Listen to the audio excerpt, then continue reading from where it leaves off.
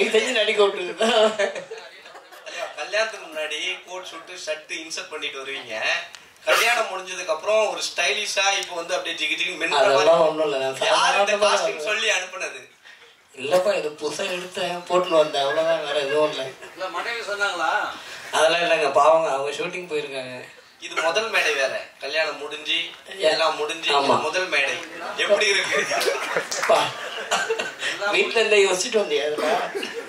இது முதல் மேடை தான், சூப்பரா இருக்கு. படத்துல எப்படி விஜய் ஆண்டனி சாரோட நீங்க வந்தா ஜாலியா இருப்பாரு. நீங்க நினைக்கிற மாதிரி கிடையாது. சார் எப்பவுமே ஏதாவது ஒரு கமெண்ட் பண்ணிட்டு ஜாலியா இருப்பாரு. டெரர்லாம் கிடையாது, சாஃப்டா. ஸோ நான் தான் கொஞ்சம் நர்வஸாக இருந்தேன். ஏன்னா ஒரு பெரிய காமெடியன், அவர் வந்தாலே தேஷனில் நாங்கள்லாம் சிரிச்சிருவோம். ஸோ அவருக்கு கூட ஒர்க் பண்ணும்போது எப்படி இருக்குன்னு தெரியல. காமெடியெல்லாம் என் படத்தில் பண்ணதே இல்லை. ஸோ இந்த படத்தில் ஃபர்ஸ்ட் பண்ணேன். ஸோ அவரை நம்பி தான் நான் பண்ணேன். பட் நாங்கள் இப்போ எடிட் பண்ணும் போதெல்லாம் நாங்கள் சிரிப்போம். எடிட்டில் உட்காந்து பார்க்கும் போதெல்லாமே நான் சிரிச்சுட்டே இருக்கேன். ஆனால் ஒர்க் பண்ணும்போது ரொம்ப ரொம்ப ஜாலியாக இருந்தது. அவர் சொன்ன மாதிரி தான், அவருக்கே தெரியாம சீன்லாம் முடிச்சிருவோம். ஏன்னா அவ்வளவுதான், கிளம்பணுமா அப்படிமாரு. ஆமாங்க கிளம்பலாம். ஸோ அவர் வந்து ரொம்ப கஷ்டப்படாம ஈஸியா ஆனா ரொம்ப நல்லா பண்ண படம் ஹிட்லர்னு நான் நம்புறேன். கிங்ஸ்லி நீங்க ஏதாவது பேசணும்னு நினைக்கிறீங்களா? மேடம், நானே அணில் குஞ்சு இப்பதான் வந்துருக்கேன், அதனால என்ன விட்டுருங்க. நான் தான் நிறைய பேசுறோம். உடல் மொழியும் தனியே தெரியும் குரல் மொழியும் இருந்தவர்கள் காமெடியில் வெற்றி பெற முடியும். உதாரணமாக எம்.ஆர். ராதா தொடங்கி யோகி பாபு வரையில் வந்தார்கள், வென்றார்கள். இவர்கள் வரிசையில் தலைப்பொங்கல் கொண்டாடி கொண்டு வந்திருக்கும் ரெடின் கிங்ஸ்லி அவர்களை உங்கள் முன் மேடைக்கு வந்து பேச அழைக்கிறோம்.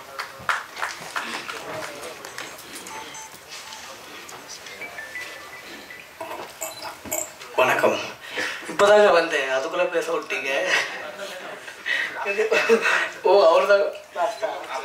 Okay okay, sorry for delay, flight late ஆச்சு. வணக்கம். முதல்ல எங்கள் நெல்சன் ஐயாக்கு நன்றி தெரிவிச்சுக்கிறேன். இந்த படம் ஹிட்லர், பேர் தான் ஹிட்லர். ஆனால் பாருங்க, டைரக்டர் சாப்பிட்டு, ஹீரோ சாப்பிட்டு, ஹீரோயின் சாப்பிட்டு, மொத்த யூனிட்டே சாப்பிட்டு, ஆனால் பேர் மட்டும் ஹிட்லர் வச்சுருக்காங்க. சூப்பராக இருக்கும் அந்த படம். நான் சார்ந்து ஏற்கனவே 2 படம் பண்ணியிருக்கேன். விஜய் ஆண்டனி சார், பள்ளி மயில் ஒன்று, ஹிட்லர் ஒன்று. சார்கிட்ட எப்பவுமே ஒரு டவுட் கேட்பேன், எந்த டவுட் இருந்தாலும். நீங்கள் எதுவுமே இல்லைன்னு ஒரு வேலை பண்ணுங்கள், உங்களுக்கு எல்லாமே கிடைக்கும் அப்படின்னு ஒரு சொல்லுவார். எப்பவுமே பாசிட்டிவ் எனர்ஜி. டைரக்டர் சார் அவர்கிட்ட எப்பவுமே ஷூட்டிங் வந்தாலே, சார் ஓகே சார் உங்களுக்கு முடிஞ்சிடுச்சுன்றாரு. அந்த மாதிரி. ஏன்னா நம்ம எடுக்கிறதே தெரியாது, அவ்வளோ ஈஸியாக நம்மளை வேலை வாங்கி சூப்பராக வேலை வாங்குவார். படம் வந்து கொஞ்சம் எக்ஸ்ட்ரானரியாக இருக்கும். நீங்கள் வந்து சார் விஜய் ஆண்டனி சார் நிறைய படம் பார்த்துருப்பீங்க. இது கொஞ்சம் டிஃப்ரெண்ட் ஜோனர் இருக்குது ஆக்சுவலாக. இந்த பாலம் பொங்குமா அந்த மாதிரி ஒரு படம் அது. மற்றபடி வேறு எதுவும் இல்லை. தேங்க்யூ.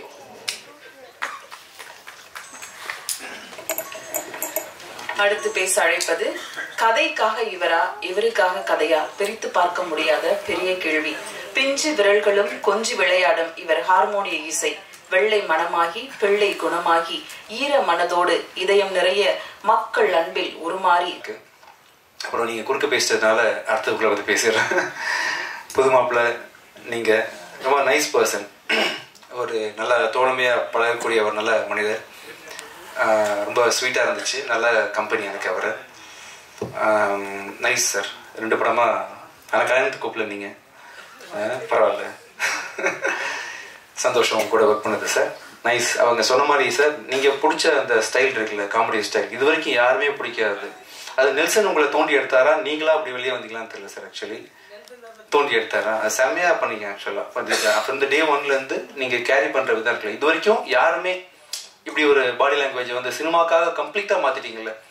இன்னொரு பர்சன் தான் நீங்கள் சினிமாவில் நடிக்கக்கூடிய அந்த கமெடின்றது வந்து ரியல் லைஃப்பில் வேற ஒரு ஆள் பண்ணுற மாதிரி கம்ப்ளீட்டாக வேற ஒரு ஜானரில் நீங்கள் நல்லா பண்ணுறீங்க sir. Super. Smiley girl Riya Suman அவர்களை உங்கள் முன் பேச அழைக்கிறோம். ஹாய், எல்லாருக்கும் வணக்கம். ஹிட்லர் இந்த படம் என்னோட கரியரில் ரொம்ப ரொம்ப முக்கியமான படம். And I have to thank Dana sir, who comes from Mani Ratnam School of Filmmaking. And ella Mani Ratnam padathliyum we see that female leads are very well written, tani idam irkum, and and mari character enakku kuduthikaru. So thank you very very much sir. And of course our DOP Naveen sir, who has given us spectacular frames and made me look really, really beautiful. And my hero, Vijay Anthony sir. I was just thinking, what can I say new about him? Like, what do we not know? He's sweet, he's gentle, he's friendly, but I have to mention he's very heroic in real life also. Yeah, he's not like just any other guy. I think there's a lot going on, but he's always so sweet, so friendly, so comfortable. Like, settlers, so many inconveniences and chaos will go on, but kovapatte na paathade illa. I have to learn so much from him, and it was such an honor working with you and knowing you personally. And of course our production house Chandru Films, Raja sir, thank you so much. And our entire cast and crew, from music, Vivek, Marvin, our fight master, and our editor who edited his whole speech so nicely. And my ADs Jeeva, Kavi, Maggie, thank you so much. And Hitler, hopefully you all will love it as much as we loved making it, and theaters la sandikalam. Thank you.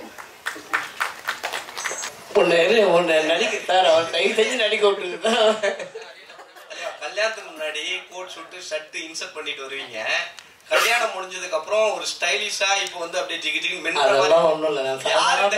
சொல்லி அனுப்புனது இல்லப்பா, இது புதுசா எடுத்தேன் போட்டுன்னு வந்தேன், அவ்வளவுதான், வேற எதுவும் இல்லை. மனைவி சொன்னாங்களா? அதெல்லாம் இல்லைங்க, பாவங்க, அவங்க ஷூட்டிங் போயிருக்காங்க. இது முதல் மேடை வேற, கல்யாணம் முடிஞ்சு எல்லாம் முடிஞ்சு முதல் மேடை எப்படி இருக்கு? வீட்டுல இருந்தே யோசிச்சுட்டு வந்தியா? இது முதல் மேடை தான், சூப்பரா இருக்கு. படத்துல எப்படி விஜய் ஆண்டனி சாரோட நீங்க வந்தா ஜாலியா இருப்பாரு, நீங்க நினைக்கிற மாதிரி கிடையாது. சார் எப்பவுமே ஏதாவது ஒரு கமெண்ட் பண்ணிட்டு ஜாலியா இருப்பாரு, டெரர்லாம் கிடையாது, சாஃப்டா.